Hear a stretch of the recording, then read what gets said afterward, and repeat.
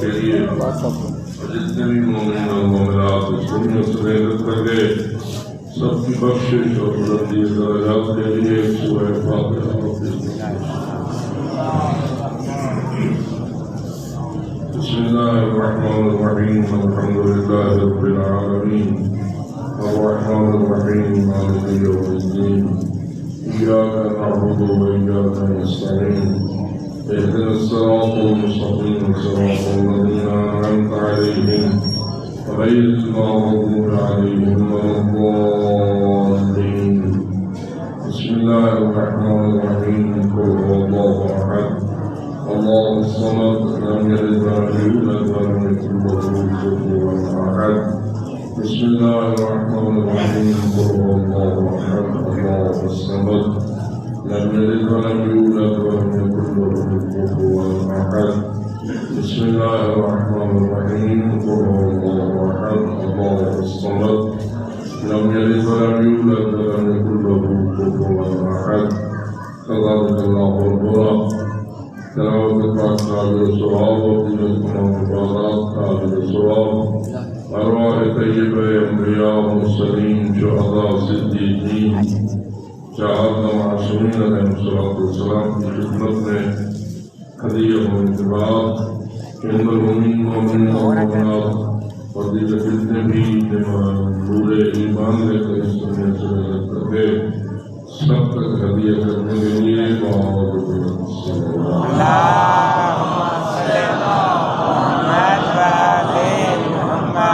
شہداء اسلام شہداء کربلا شہداء مکتب کربلا سب کو اسلام پیش کرنے کے لیے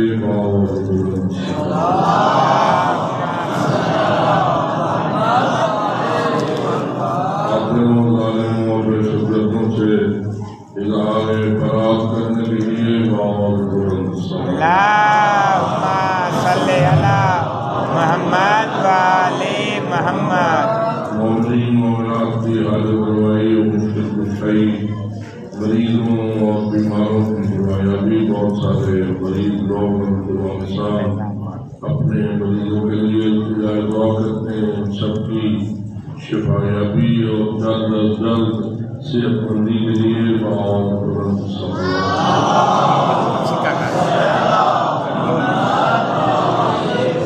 تعمیل ظہور حضرت قائم آل محمد علیہ السلام کے لیے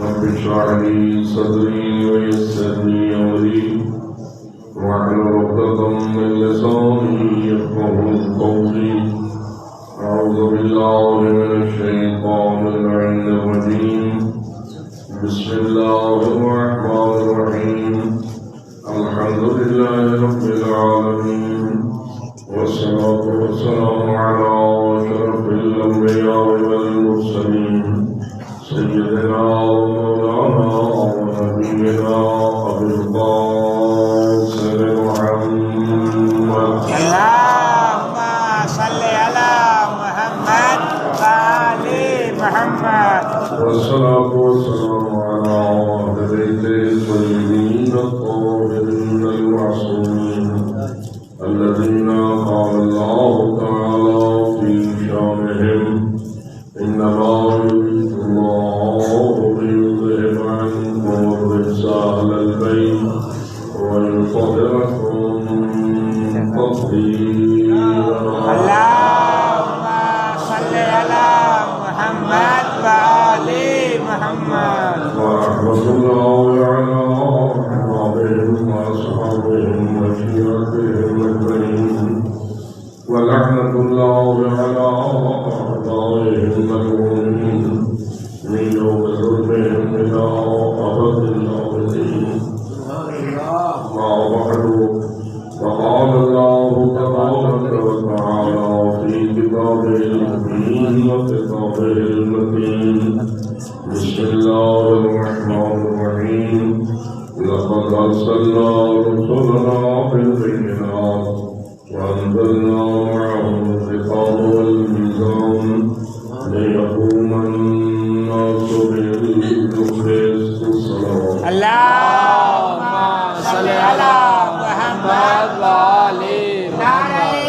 تکبیر نعرہ رسالت نعرہ حیدری آواز بلند صلوات اللہم صلی علی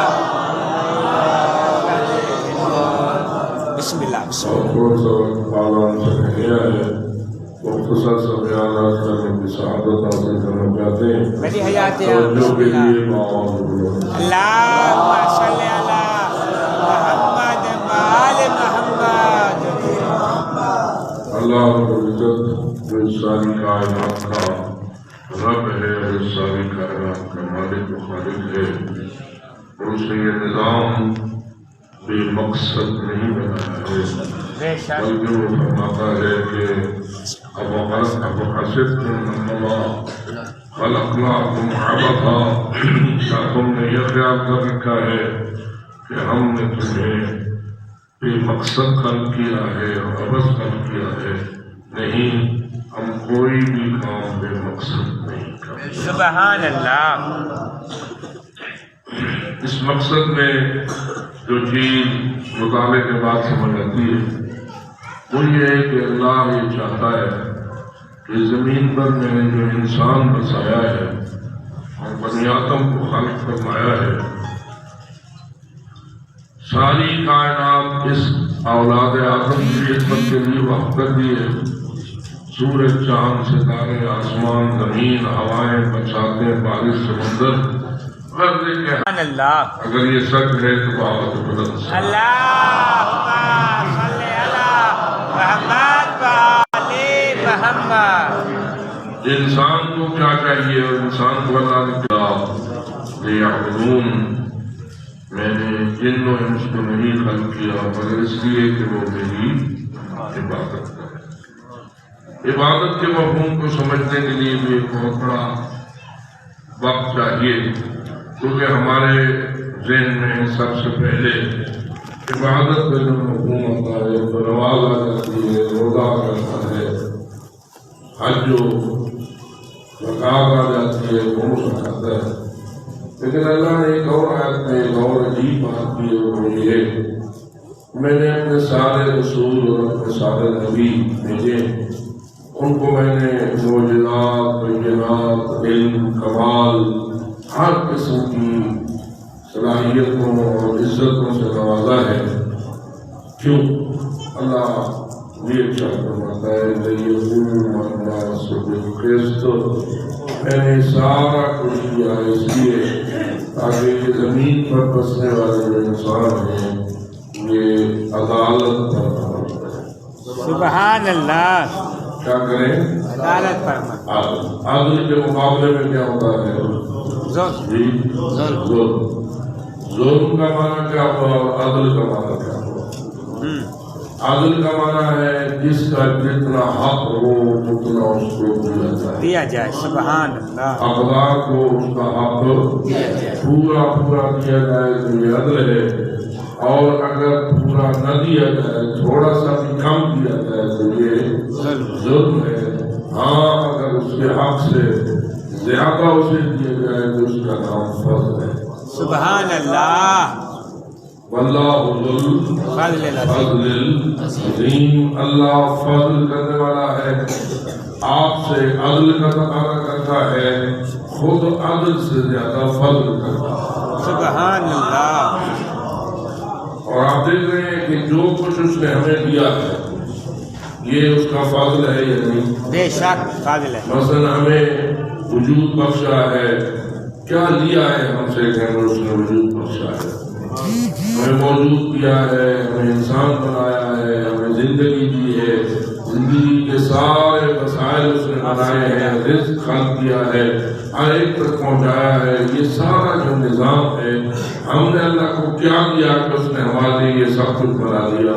تو جواب یہ ہے کہ ہم نے تو اسے کچھ نہیں دیا، سب کچھ اس نے اپنے فضل سے دیا۔ سبحان اللہ ذالک فضل اللہ یؤتیہ من یشاء واللہ ذو الفضل العظیم۔ جمعہ مبارک ہے اور سورہ جمعہ کی یہ آیت ہے کہ ذالک فضل اللہ یؤتیہ من یشاء، یہ اللہ کا فضل ہے، جسے چاہتا ہے اتنا دے دیتا ہے۔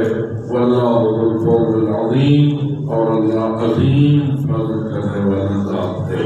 سبحان جس اللہ، جس کا اللہ کا فضل ہے وہ باغ بلند سر۔ اللہم صلی علی محمد و آل محمد۔ یہ فضل اس کا جاری رہنا چاہیے یا ختم ہو جائے؟ جاری رہنا چاہیے۔ ایک ہے موت سے پہلے فضل، ایک ہے موت کے بعد فضل۔ موت سے پہلے کا جو فضل ہے وہ تو جاری ہے، ہم نافرمان بھی ہو جائیں، ہم اس کی بالکل کوئی نہ مانیں، کافر ہو جائیں، مشرک ہو جائیں، منافق ہو جائیں، بدماش ہو جائیں، گناہگار ہو جائیں، نافرمان ہو جائیں، اس کا فضل ہر ایک پر جاری رہتا ہے یا نہیں؟ بے شک بے شک۔ جی ذرا سن کے دیکھیں، اس دنیا میں کفار زیادہ ہیں یا مسلمین؟ کفار زیادہ ہیں، مشرکین زیادہ ہیں یا موحدین؟ مشرکین زیادہ ہیں، بدکار زیادہ ہیں یا نیکوکار؟ کفار زیادہ ہیں۔ دیکھ رہے ہیں آپ، نیکوں کی تعداد کم، بروں کی تعداد زیادہ۔ اللہ کو وحدہ لا شریک ماننے والوں کی تعداد کم اور شرک کرنے والوں کی تعداد زیادہ۔ بالکل اللہ کے وجود کے منکر جو کہتے ہیں ہے ہی نہیں کوئی جو اس کائنات کا خالق ہو، ان کی تعداد بھی زیادہ ہے۔ اللہ کو ماننے والوں کی تعداد کم ہے، لیکن کیا اس کا فضل سب پر جاری ہے یا نہیں؟ بے شک۔ بلکہ جو لوگ کافر ہیں، جو مشرک ہیں، جو بدماش ہیں، شاید دولت دنیا کی تقسیم میں ان کو حصہ زیادہ ملا ہوا ہے۔ دولت مند زیادہ غیر مسلم ہیں یا مسلم؟ دولت مند زیادہ مومن ہیں یا غیر مومن؟ جی ہاں۔ وہ آپ کے سامنے اس وقت زیادہ سے زیادہ امیر ملک وہ ہیں کہ جو توحید پہ ایمان نہیں رکھتے، رسالت پہ ایمان نہیں رکھتے، نبوت پر ایمان نہیں رکھتے، اور ولایت پر بھی ایمان نہیں رکھتے۔ نہ لا الہ الا اللہ کو ماننے والے ہیں۔ اگر لا الہ الا اللہ کو ماننے والے ہیں تو محمد رسول اللہ کو نہیں مانتے، اور اگر محمد رسول اللہ کو نہیں مانتے، وہ مان لیتے ہیں تو علی اللہ پر ایمان نہیں رکھتے۔ بہت کم تعداد ہے علی اللہ کو ماننے والوں کی، لیکن اللہ کا جو فضل ہے وہ فقط علی اللہ والوں پر ہے یا سب پر ہے؟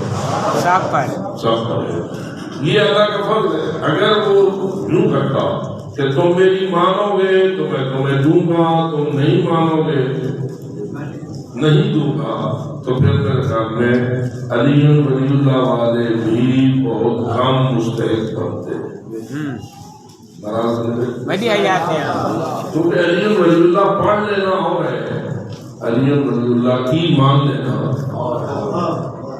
ہم آیا مولا علی کے سارے احکام اور فرامین پر عمل کرتے ہیں، یہاں علی ولی اللہ والوں سے بھی غلطیاں ہوتی ہیں، ہم سے بھی غلطیاں ہوتی گناہ ہوتے ہیں، سب کچھ ہوتا ہے، تو معلوم ہوا سب پر اللہ کا فضل ہے۔ وہ کافر ہے وہ بھی فضل کے نیچے ہے، مشرک ہے وہ بھی فضل کے نیچے ہے، اور اگر کوئی دشمن اہل بیت ہے، دشمن اہل بیت پر بھی اللہ کا فضل ہو رہا ہے یا نہیں ہو رہا؟ بہت سارے لوگ ہیں جو یہ لفظ سنیں گے تو بڑے پریشان ہو جاتے ہیں، اچھا جو مولا علی کے دشمن ہیں ان پر بھی اللہ فضل کرتا ہے، تو وہی وہ جو زندہ ہے تو زندگی کس نے دے رکھی ہے انہیں؟ اللہ نے۔ فقط ایک زندگی کا ہی جائزہ لے لیجیے تو زندگی خود ایک اللہ کا بہت بڑا فضل ہے یا نہیں؟ اور زندگی کے لیے جو ضروریات چاہیے وہ مثلاً پانی زندگی کے لیے چاہیے یا نہیں چاہیے؟ بے شک یہ اللہ دے رہا ہے یا نہیں؟ ہوا سانس کے لیے چاہیے یا نہیں؟ دے رہا ہے۔ تو یہ فقط آیا ان کو دے رہا ہے جو اہل بیت کے معتقد ہیں، یا ان کے لیے بھی ہوا کھلی ہے جو اہل بیت کے دشمن ہیں؟ بلکہ سچی بات یہ ہے اگر اہل بیت کے دشمنوں کے لیے ہوا اللہ بند کر دیتا تو کیا وہ کچھ کر سکتے؟ نہیں۔ ابھی آپ سن رہے تھے دروازہ زہرا پر آ کر ظلم ہوا، جس نے ظلم کیا وہ سانس لے رہا تھا یا نہیں؟ بے شک جی لے رہا اپنی طاقت کو برے مقصد کے لیے استعمال کر رہا تھا یا نہیں؟ آنکھیں اس کی دیکھنے کو قدرت رکھتی تھی یا نہیں؟ ہاتھ اس کے چل سکتے تھے یا نہیں؟ ٹانگیں اس کی اس کا کام دے رہی تھی یا نہیں؟ یہ سب کچھ کس کا فضل ہے؟ اللہ کا فضل ہے۔ تو اللہ تو فضل العظیم کا مالک ہے۔ واللہ ذو الفضل العظیم، جو اس پہ ایمان رکھتا ہے بآواز بلند سے اللہ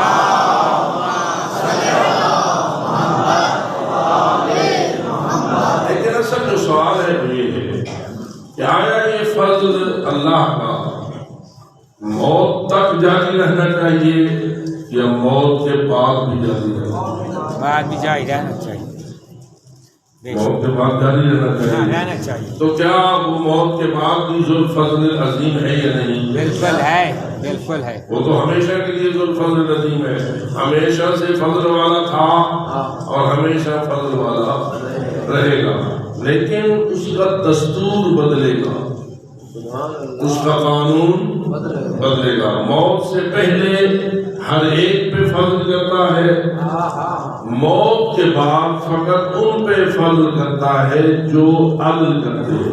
سبحان اللہ، سبحان اللہ، جو کیا کرتے ہیں؟ عادل کرتے ہیں۔ اس کو یہ آیت بیان کر رہی ہے کہ لِيَقُومَ النَّاسُ بِالْقِسْطِ، کہ میں نے نبی بھیجے، میں نے رسول بھیجے، میں نے کتابیں بھیجی، میں نے علم بھیجا، میں نے انہیں معجزات عطا فرمائے۔ 1,24,000 پیغمبر سارے صاحبان اعجاز تھے یا نہیں؟ بے شک نبی ہوتا ہی تو یہ جس والا معجزہ دے، علم دے، کمال دے، سب کچھ دے، تو سارا کچھ اللہ نے 1,24,000 پیغمبروں کو دیا۔ اللہ فرماتا ہے میں نے یہ سارا سسٹم جو بنایا ہے اس لیے تاکہ تم لوگ عدل کرو۔ صحیح ہے، کس کس سے عدل کرو؟ ہر کسی اب یہ جو آپ تھوڑا سا ذہن میں بٹھائیے، عدل کس کس سے؟ جواب، اپنے اللہ سے عدل کرو، سبحان، اس کے نبیوں سے عدل کرو، ٹھیک، اس کے ولیوں اور اماموں سے عدل کرو، اور آپس میں ایک دوسرے کے ساتھ عدل کرو، حتیٰ کہ اللہ کی ساری مخلوقات کے ساتھ عدل کرو۔ سبحان اللہ، اور جو رہی ہے عدل کس کس سے ہم نے کرنا ہے؟ اللہ سے بھی ہم نے عدل کرنا ہے، بے شک اس کے رسولوں سے بھی ہم نے عدل کرنا ہے، جو رسولوں کے جانشین ہمارے ائمہ ہیں ان سے بھی ہم نے عدل کرنا ہے، آپس میں انسانوں سے بھی ہم نے عدل کرنا ہے، اور حیوان، یہ جانور جو ہماری ملکیت ہوتے ہیں، آیا ان سے بھی عدل ہونا چاہیے یا ان پر ظلم جائز ہے؟ ایسے بھی عادل ہونا چاہیے، بالکل۔ مثلا آپ کا گھوڑا ہے، آپ اسے دانگ میں جوتتے ہیں، کیا اس کے ساتھ بھی عدل ہونا چاہیے گھوڑے کے ساتھ، یا گھوڑے پہ ظلم جائز ہے؟ کسی کا بیل ہے، اس بیل کے ساتھ بھیڑی چلاتا ہے، تو کیا اسے بیل پر ظلم کرنے کی اجازت ہے؟ نہیں، جی، کسی کا کوئی گدھا ہے، وہ اس گدھے کے ذریعہ کوئی کمائی کرتا ہے، اس پہ سواری کرتا ہے، کیا عدل کرنا اس کے ساتھ بھی لازم ہے یا نہیں؟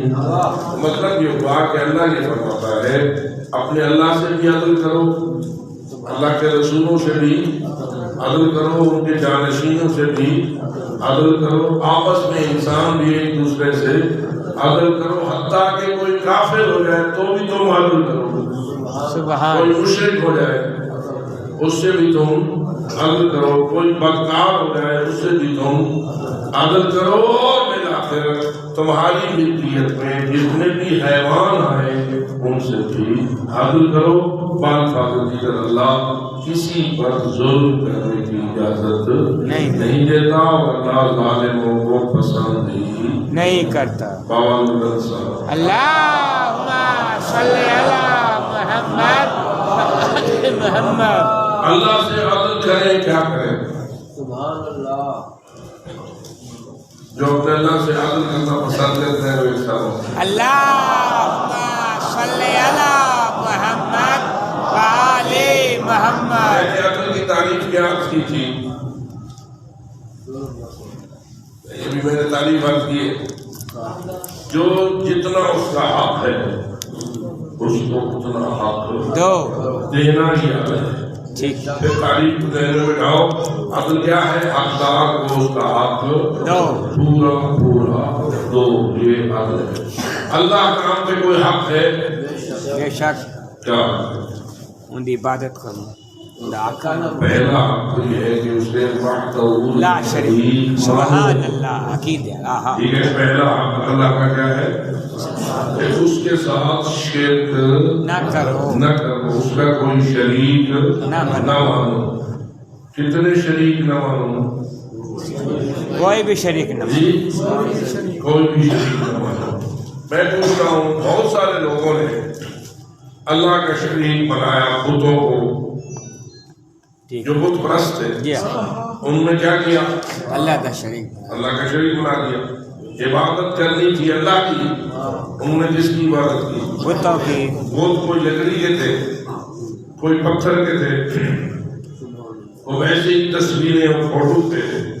جیسے کہ مثلا ہندو لوگ جو ہیں وہ فوٹوؤں کی عبادت کرتے ہیں یا تصویروں کی عبادت کرتے ہیں. ان کے مندروں میں جاؤ تو عورتوں کی شکلیں بنی ہوئی ہوں گی اور اس کے کئی کئی ہاتھ ہوں گے اور وہ ایسی خوبصورت شکل والی عورت کی کیا کریں گے؟ عبادت کریں گے. انہوں نے ایسی چیزوں کو اللہ کا شریک بنا کر اللہ پر ظلم کیا یا اللہ کے ساتھ عدل کیا؟ ظلم کیا. لہذا نہ بتوں کو شریک بنانا چاہیے نہ کسی اور پتھروں کو شریک بنانا چاہیے. اچھا کیا اللہ کا شریک کسی نبی کو بنایا جا سکتا ہے؟ کیا لوگوں نے بنائے ہیں ایسے شریک یا نہیں؟ نہیں. مثلا آپ کو پتا ہے کون کون سی ایسی قومیں جنہوں نے نبیوں کو اللہ کا شریک مانا؟ عیسائی پہلے نمبر یہودی اور عیسائی. یہودیوں نے کس کو اللہ کا شریک مانا؟ حضرت نبی کو. اور عیسائیوں نے حضرت عیسیٰ کو. حضرت عیسیٰ. اور بھی کوئی لوگ ہیں، کوئی اور نام بتاؤ. آپ نے سوچا ہے؟ میں بھی ایسا تعاون میں حاضر ہوں. اللہم صلی علی محمد محمد. آپ سوچ رہے ہیں آپ کو یاد نہیں آ رہا، میں آپ کو بتا دیتا ہوں. وہ ہے نصیری. کون ہے؟ نصیری. نصیری کیا مانتے ہیں؟ علی بولو. مولا علی کو رب مانتے. وہ مولا علی کو اللہ کا شریک بنانے کی کوشش کر رہے ہیں. کئی تو آپ نعرے لگا رہے ہیں علی اللہ. ٹھیک ہے. اگر حضرت عزیر کو اللہ کا بیٹا مانو تو وہ ہو گیا شرک. اگر حضرت عیسیٰ کو اللہ کا بیٹا مانو وہ ہو گیا شرک. اور اگر مولا علی کو اللہ مان لو شرک ہوا یا نہ ہوا؟ اور یہ شرک اللہ پہ ظلم ہوا یا نہ ہوا؟ بالکل ظلم ہوا. جی. اور جس نے اللہ پہ ظلم کیا اس نے علی پہ بھی ظلم کیا یا نہیں؟ ہاں بالکل ظلم کیا. اس نے نبی پہ بھی ظلم کیا یا نہیں؟ بالکل. اس نے تمام انبیاء پہ ظلم کیا یا نہیں؟ تمام رسولوں پہ ظلم کیا یا نہیں؟ معلوم ہوا جس نے اللہ پہ ظلم کیا پھر سب پہ اس نے ظلم کیا. تو نتیجتاً پرانے زمانے میں جو ظلم شروع ہوا وہ عزیر و حضرت عیسیٰ کے حوالے سے شروع ہوا اور ہمارے زمانے میں مولا علی تھا. مولا علی تو اس بات کو بھی کرنا چاہیے یا نہیں؟ کرنی چاہیے بے شک. یہودیوں سے ہم نفرت کریں، عیسائیوں سے ہم نفرت کریں، لیکن جو ائمہ کو اللہ کا شریک بنائے ان سے بھی نفرت. اور یہ شیطان کی ایک چال ہے کہ جن کی محبت اللہ نے فرض کی انہیں کو اللہ کا شریک مانتے ہیں. محمد و آل محمد کی محبت اجر رسالت ہے یا نہیں؟ بے شک.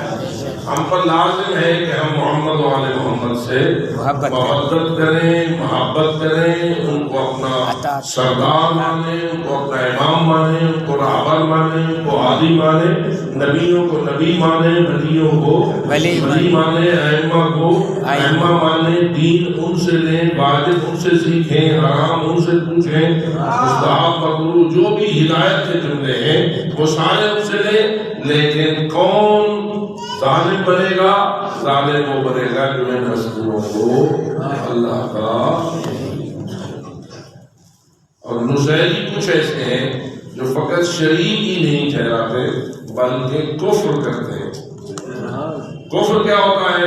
کہنا اللہ ہے نہیں، یہ اللہ ہے۔ جب شرک ہوتا ہے اللہ کو مان کے اللہ کے ساتھ شریک بنانا۔ جو شریک ہوتا ہے نا وہ اللہ کا بھائیوال بناتا ہے۔ جیسے بت پرست جو تھے، آیا بت پرست اللہ کے منکر ہو کے بتوں کی عبادت کرتے تھے یا اللہ کو مان کے بتوں کی عبادت کرتے تھے؟ یہ جملہ سمجھ لینا ہے۔ اس لیے کہ جب قرآن کہتا ہے لئن سألتهم من خلق الناس، اگر تم ان سے پوچھے کہ تمہیں کس نے پیدا کیا ہے انہی بت پرستوں سے، لَيَقُولُنَّ اللَّهُ، تو وہ کہیں گے اللہ نے پیدا کیا۔ یعنی جو بت پوجتے تھے، مثلا ابو جہل تھا، ابو لہب تھا، اور اس قسم کے بہت سارے بت پرست رسول اکرم کے زمانے میں موجود تھے، وہ اللہ کو مانتے تھے یا نہیں؟ اللہ کو مانتے تھے، لیکن ساتھ بتوں کے ساتھ شریک کرتے، عبادت سمجھتے تھے، بس وہ ہو گئے مشرک۔ مشرک کون ہوتا ہے؟ جو اللہ کو مان کر کسی اور کی عبادت کو بھی جائز سمجھے۔ اور کافر کون ہوتا ہے؟ جو اصل میں کہے اللہ کوئی ہے ہی نہیں، یہی اللہ۔ بے شک جو بتوں کو مانے اللہ کی جگہ پر تو وہ تو ہو گیا کافر، جو اللہ کے ساتھ مانے وہ ہو گیا مشرک۔ اب عیسائی جو ہے، آیا وہ اللہ کو مانتے ہیں یا نہیں؟ مانتے ہیں۔ عیسائی اللہ کو مانتے ہیں، لیکن ان کا شرک کیا ہے؟ عیسیٰ اللہ کا بیٹا ہے۔ عیسیٰ کو اللہ کا بیٹا مانتے ہیں، اور نتیجتاً وہ کیا ہو گئے ہیں؟ مشرک ہو گئے ہیں۔ ایک ہوتا ہے کافر، ایک ہوتا ہے مشرک۔ کافر وہ ہوتا ہے جو اصلاً انکار کرتے، اور مشرک وہ ہوتا ہے جو اللہ کے مان کے اس کے ساتھ کسی کو شریک کرے۔ بابا بلند صاحب اللہم صلی علی محمد و آل محمد۔ تو اللہ پہ ظلم کیا ہوا؟ اللہ جو کا حق شریک اللہ کا ہے وہ اللہ کا نام آنا چاہے۔ اللہ کا حق کیا ہے کہ وہ وحدہ لا شریک ہے۔ بس جو وحدہ لا شریک مانتا ہے اس نے اپنے آپ کو اللہ پر ظلم کرنے سے بچا لیا ہے۔ اللہ ہم سب کو بچائے۔ بابا بلند صاحب اللہم صلی علی محمد و آل محمد۔ رسول کا حق کیا ہے اور رسول پر ظلم کیا ہے؟ رسول فرمان رسول اکرم پر ظلم کیسے ہوگا؟ عمل نہ کرنا، رسول کو رسول نہ ماننا، یہ ظلم ہے یا نہیں؟ بالکل ظلم ہے۔ اللہ نے انہیں رسول بنایا اور ہم ان کو رسول نہ مانے تو یہ ہو گیا کیا؟ ظلم۔ کیونکہ پاک پیغمبر کا حق ہے ہم پر کہ ہم ان کو اللہ کا رسول مانے۔ جو مانتے ہیں بابا بلند صاحب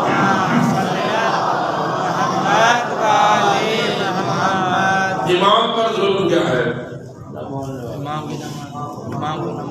جو امام کو امام برحق کو نہ مانے، یہ ظلم ہو گیا۔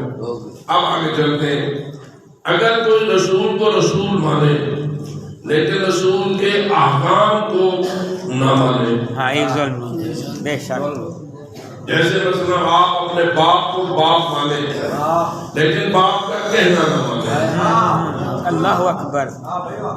یہ تو کہیں کہ تم میرا باپ ہے میں تیرا بیٹا ہوں، لیکن جب باپ کو آپ کو حکم دے آپ اس باپ کو اس کا حکم ماننے سے انکار کر دیں تو کیا یہ باپ پہ ظلم ہوا یا نہیں ہوا؟ دیکھیں نا، باپ کا فقط یہ ظلم نہیں کہ انسان باپ کو تھپڑ مارے، فقط یہ ظلم نہیں ہے کہ باپ کی توہین کرے، یہ بھی ظلم ہے کہ انسان انسان باپ کا کہنا نہ مانے، ماں کا کہنا نہ مانے، تو اگر ان کا کہنا مانتا ہے تو عدل ہے، اگر کہنا نہیں مانتا تو ظلم ہے۔ یہ بھی ہمیں مدنظر رہنا چاہیے۔ لوگوں پہ ظلم کیا ہوتا ہے؟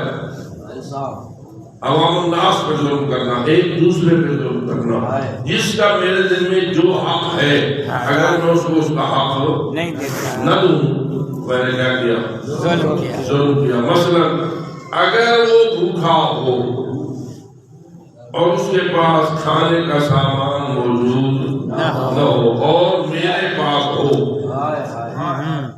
تو جو ہے، اگر کوئی بھوکا پیاسا ہو اور اس کے پاس بھوک پیاس مٹانے کا وسیلہ موجود نہ ہو اور میرے پاس ہو تو فرض کیا ہے؟ عدل یہ ہے کہ میں اس کو کھانا دوں اور اس کو پانی پلاؤں۔ اگر میں اسے کھانا پانی نہیں دوں گا، میں نے کیا کیا؟ ظلم کیا۔ اس لیے کہ اس کا حق تھا ہمارے اوپر، ہم اس حق کو ادا کرتے، اگر ہم نے اس حق کو ادا نہیں کیا تو ہم نے ظلم کیا۔ تو جو رہی ہے تو بس اوقات بات وہ کہتے ہیں کہ ہمارا گھمر ابھر گیا ہے، آپ کماوے آپ کھاوے، ٹھیک ہے، اس کا فرض ہے کہ آپ کمائے اور کھائے، لیکن اگر کوئی موقع ایسا آ جائے کہ وہ بھوک سے مرنے لگے، پھر یہ تانا نہ دے، پھر تو اپنا فریضہ ادا کر۔ حتیٰ کہ حیوان، ایک کتا بھی اگر پیاسا ہو، وہ جو ہے نجس العین جانور ہے، لیکن اگر وہ بھی پیاسا ہو اور اس کو پانی نہ مل رہا ہو تو ہمارا فریضہ کیا ہے؟ اس کو پانی پلائیں۔ اگر ہم پانی نہ پلائیں گے حیوان پہ ظلم ہوگا، اور اگر حیوان پہ ظلم ہوگا تو اللہ اس ظلم پہ راضی نہیں۔ کیا یاد ہے آپ کو کہ جب امیر المومنین علی بن ابی طالب علیہ السلام 19 ماہ رمضان کی فجر کو اپنے گھر سے نکل کر مسجد کوفہ کی طرف جا رہے تھے، اور بی بی ام کلثوم ان سے کہہ رہی تھی کہ بابا آپ آج اگر مسجد نہ جائیں تو کیا حق ہے؟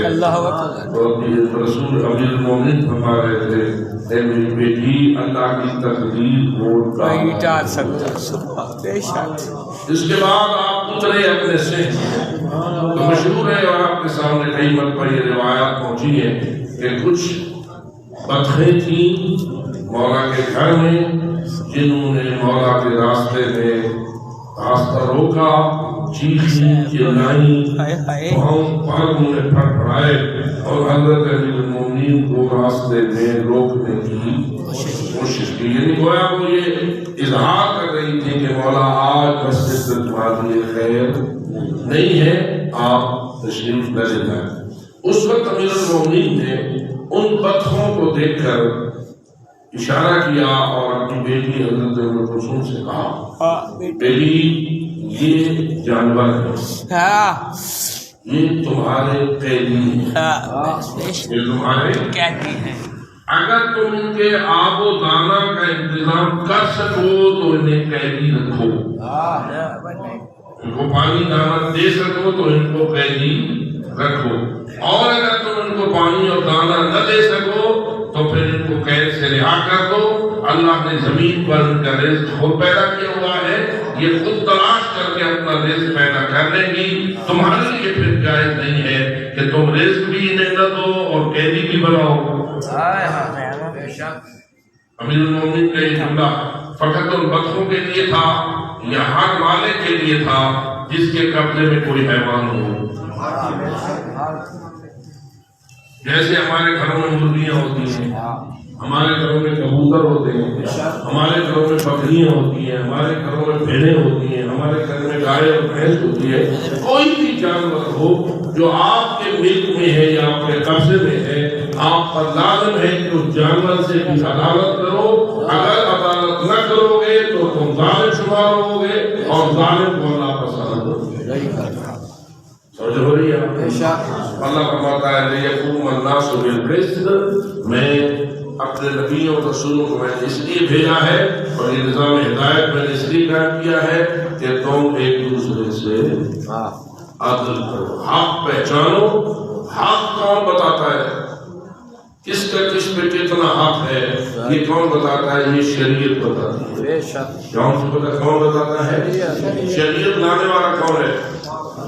آپ پیغمبر صلی اللہ علیہ وسلم۔ شریعت بچانے والا کون ہے؟ ائمہ خدا علیہ السلام۔ کیا انہوں نے اپنا فریضہ پورا ادا کیا ہے یا نہیں؟ رسول اکرم نے شریعت پوری پہنچائی یا ادھوری پہنچائی؟ پوری پہنچائی۔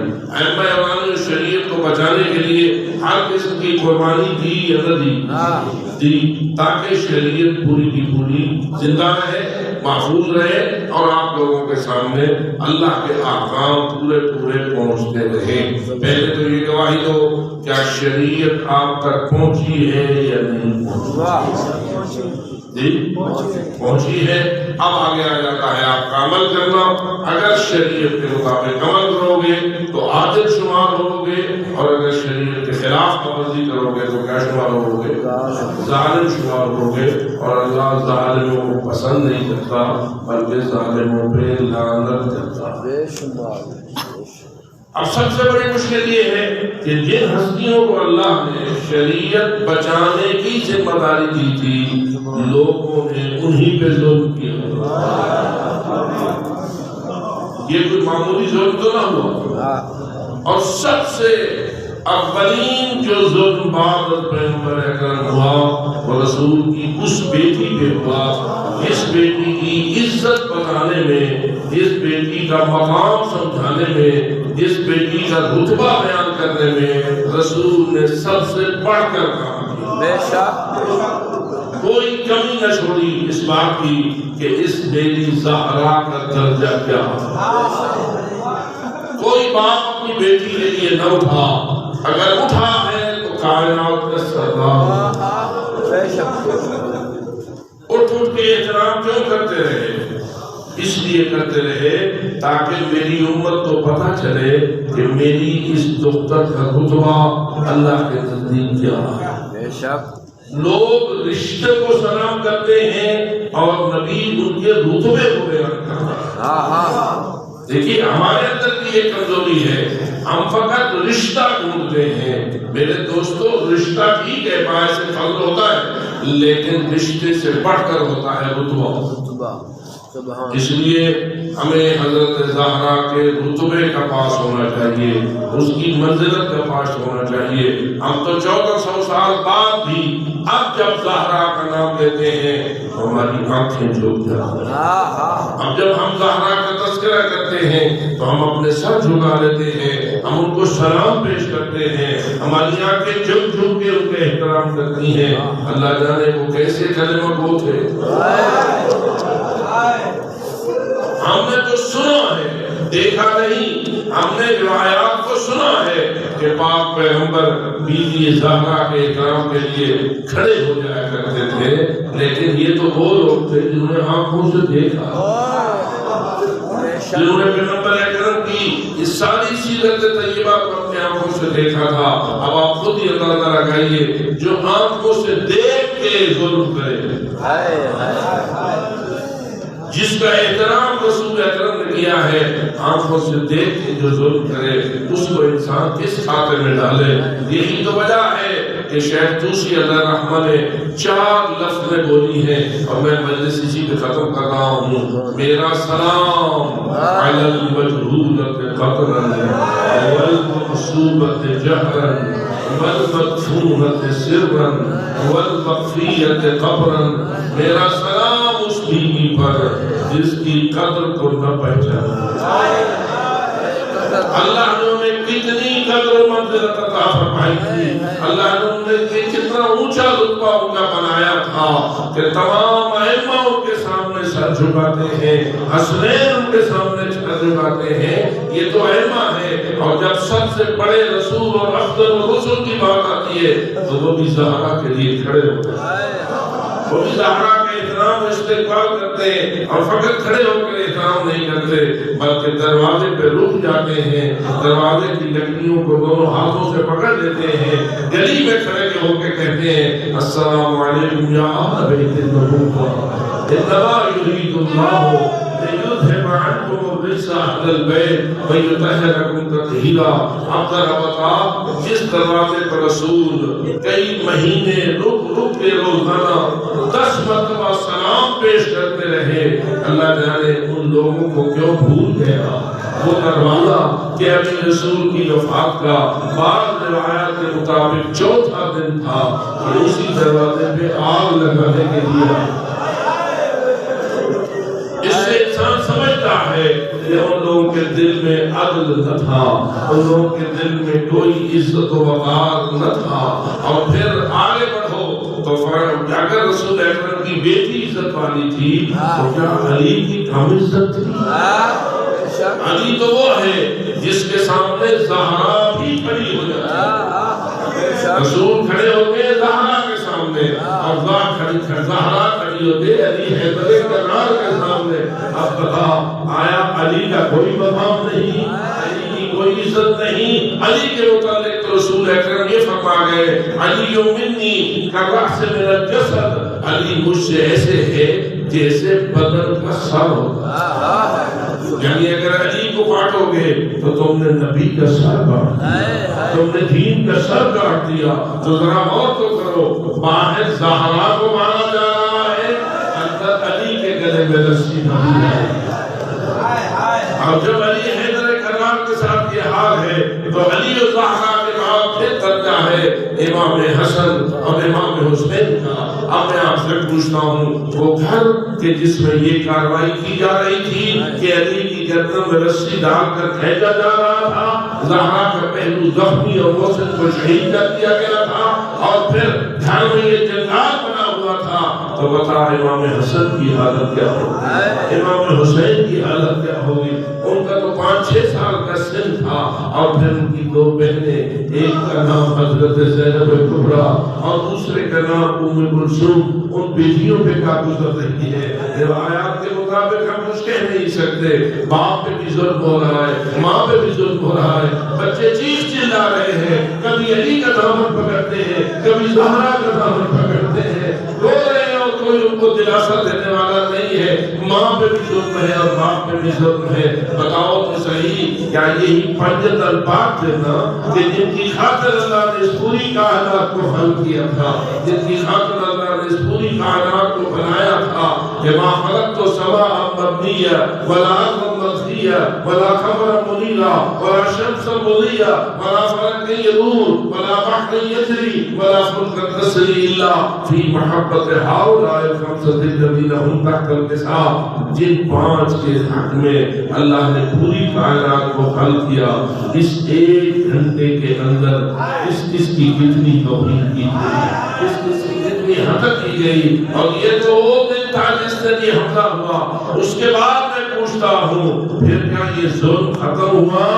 ظلم کا سلسلہ جاری ہوا، اس حد تک جاری ہوا کہ کربلا ہو گئی. کربلا ختم ہوئی تو آ گیا کوفہ و شام کا بازار اور کوفہ و شام کا دربار. وہ رسول کی بیٹیاں جنہوں نے اپنے گھر میں ظلم دیکھا تھا، اب انہوں نے بازار میں ظلم دیکھا، اب انہوں نے دربار میں ظلم دیکھا، اب انہوں نے وہ منظر دیکھا کہ جس منظر کو کوئی شریف آدمی دیکھتا ہے تو اس کا جگر کیوں بڑھتا ہے. اللہ جانے وہ کتنا سخت ماحول تھا جب دختر زہرا کے ہاتھوں میں رسیاں تھیں، انہیں بے محمل اونٹوں پہ بٹھا دیا گیا تھا، انہیں شام کے اور کوفہ کے بازاروں سے گزارا جاتا تھا. اسی لیے روایت کہتی ہے ایک رسول کا صحابی ہے جس کا نام سہل بن سعد ہے، وہ ایک زیارت کے سفر پر جا گیا تھا، بیت المقدس کی زیارت کے سفر پر راستے میں دمشق پڑتا تھا.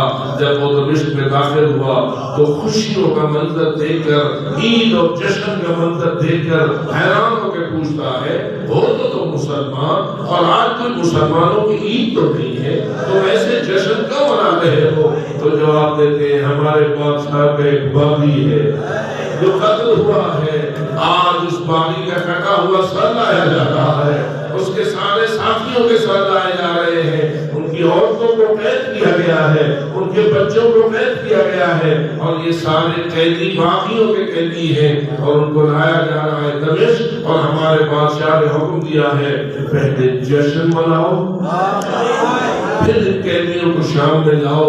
آج اس لیے لوگ جشن منا رہے ہیں. وہ پوچھتا ہے تمہارے بادشاہ کے بادی کا نام کیا تھا؟ تو جواب آتا ہے حسین. جب حسین کا نام آتا ہے اس کا دل دہل جاتا ہے اور وہ کہتا ہے کون حسین؟ کہیں وہ حسین تو نہیں جس کی ماں فاطمہ ہے؟ کہیں وہ حسین تو نہیں جس کی ماں فاطمہ زہرا ہے؟ تو جب وہ تصدیق ہوتی ہے ہاں وہی حسین جو زہرا کا بیٹا ہے. زہرا جو رسول کی بیٹی ہے, یہ رسول کا نواسا ہے. اس کا کوئی چلا کے کہتا ہے ہمیں حسین مادا بیٹا, حسین کی بیٹوں کو کہتے دیا گیا, حسین کی بیٹیوں کو گرفتار کر دیا گیا اور ان کے ساتھیوں کے سر کاٹ کر لائے جا رہے ہیں. چیختا اور چلاتا پوچھتا ہے کہاں ہے وہ بیٹی اور کہاں ہے وہ کٹے ہوئے سر؟ لوگوں نے باب صاحب پہ اشارہ کیا. جب وہ باب صاحب پہ گیا اب اس نے جو منظر دیکھا کہتا ہے میں دیکھنے کے لائق نہ تھا. سر چکائے ہوئے میں ایک اونٹ کے نیچے آیا جس کے اوپر ایک چھوٹی سی بچی گرفتار بیٹھی ہوئی تھی اور اس بچی کو میں نے سلام کیا, السلام علیکم یا امت اللہ. بچی نے جواب میں کہا وعلیکم السلام یا عبد اللہ. میں نے پوچھا من انت یا امت اللہ؟ اے بچی بتا تو صحیح تو کون ہے؟ تو بچی نے جواب میں کہا انا السکینۃ بنت حسین, میں حسین کی دھڑک جگر سکینہ ہوں.